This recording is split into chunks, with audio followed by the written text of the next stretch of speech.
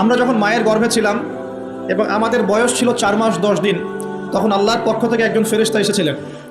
এসে মায়ের গর্ভে রূহটাকে ফুঁকে দিয়েছেন এবং 4টা বিষয় লিখে দিয়েছেন। 1 নম্বর, এই গর্ভের সন্তানের হায়াত কতটুকু হবে। 2 নম্বর, তার রিজিক কী কী হবে।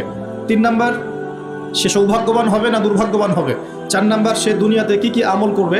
এই 4টা বিষয় লিখে দেওয়া হয়েছে। এর মধ্যে সবচেয়ে ইম্পর্টেন্ট বিষয় হচ্ছে হায়াত সময়, সে কতদিন বাঁচবে। হায়াতের মধ্যে বরকত হয়, কিন্তু আল্লাহ পাকের নির্ধারিত হায়াত কিন্তু বাড়েও না কমেও না। আল্লাহ পাক যে সময় নির্ধারণ করেছেন এই সময়টুকুই আমাদের দুনিয়ার হায়াত।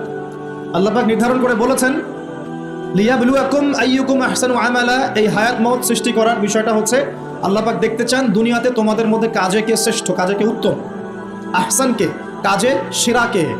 আল্লাহ পাক দেখতে চান না আমলের মধ্যে এভারেজকে, গতানুগতিককে। আল্লাহ পাক দেখতে চান আমলের শ্রেষ্ঠকে।